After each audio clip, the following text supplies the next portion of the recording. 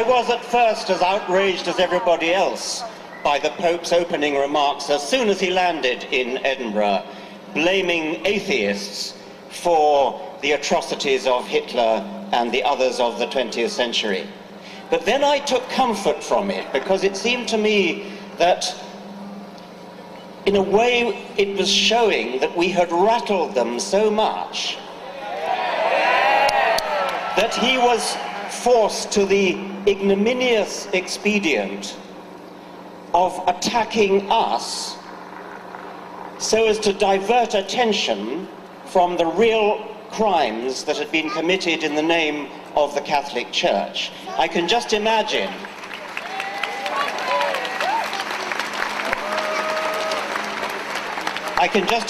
the discussions in the corridors of Vatican power. How are we going to distract them from buggering boys?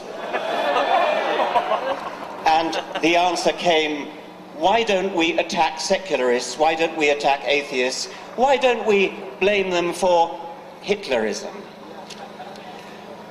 Hitler, Adolf Hitler, was a Roman Catholic. He was baptized, he never renounced his baptism. The figure of 5 million British Catholics is presumably obtained from baptismal figures. I don't believe a word of it. I don't believe there are 5 or 6 million British Catholics. There may be 5 or 6 million who have been baptized, but if the Church wants to claim them as Catholics, then they have to claim Hitler as a Catholic.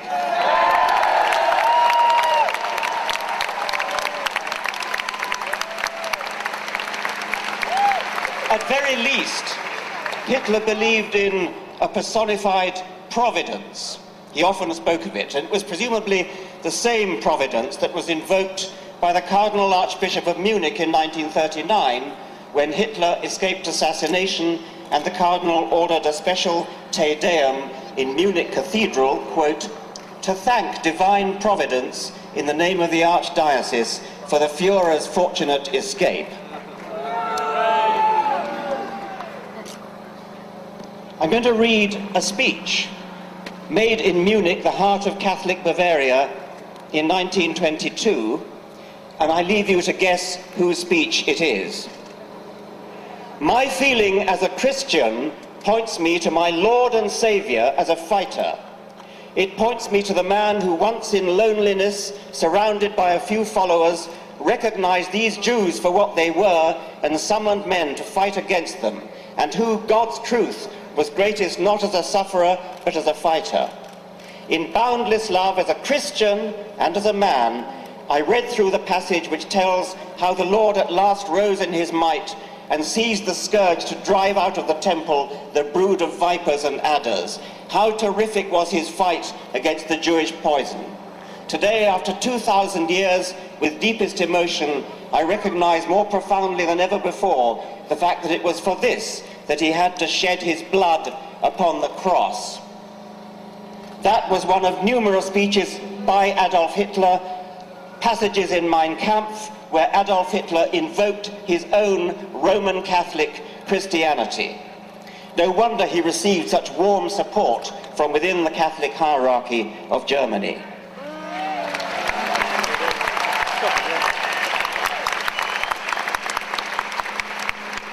Even if Hitler had been an atheist, as Stalin more surely was, how dare Ratzinger suggest that atheism has any connection whatsoever with their horrific deeds?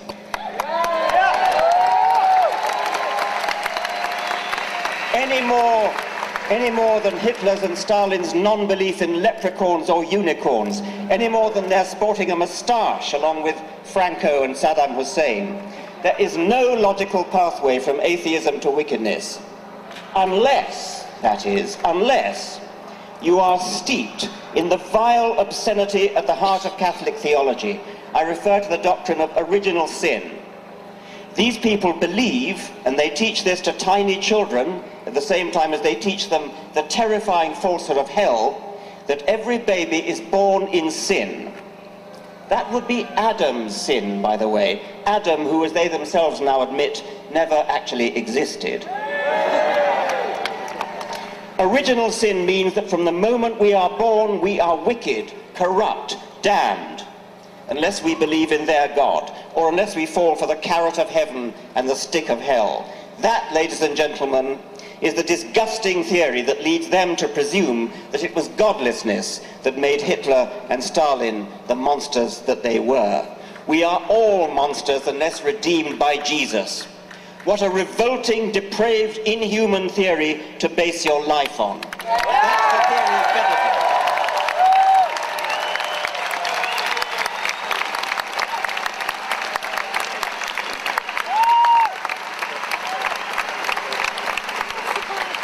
Joseph Ratzinger is an enemy of humanity.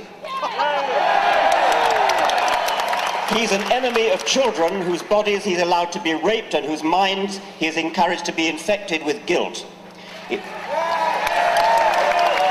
embarrassingly clear that the church is less concerned with saving child bodies from rapists than with saving priestly souls from hell, and most concerned with saving the long-term reputation of the church itself. He's an enemy of gay people, bestowing on them the sort of bigotry that his church used to reserve for Jews before 1962. He's an enemy of women, barring them from the priesthood, as though a penis were an essential tool for pastoral duties.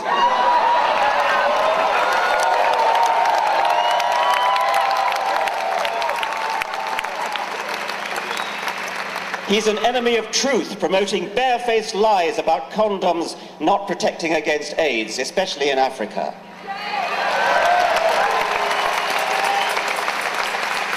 He's an enemy of the poorest people on the planet, condemning them to inflated families that they cannot feed, and so keeping them in the bondage of perpetual poverty.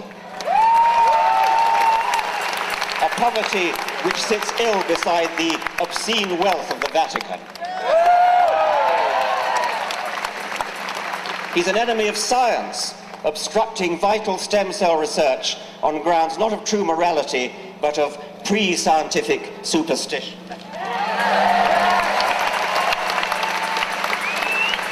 Ratzinger is even an enemy, he's even an enemy of the Queen's own church, arrogantly dissing Anglican orders as, quote, absolutely null and utterly void, while at the same time shamelessly trying to poach Anglican vicars to shore up his own pitifully declining priesthood.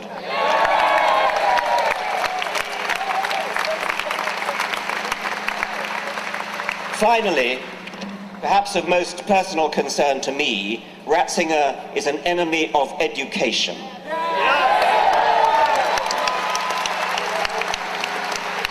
Quite apart from the lifelong psychological damage caused by the guilt and fear that have made Catholic education infamous throughout the world, he and his church foster the educationally pernicious doctrine that evidence is a less reliable basis for belief than faith, tradition, revelation, and authority.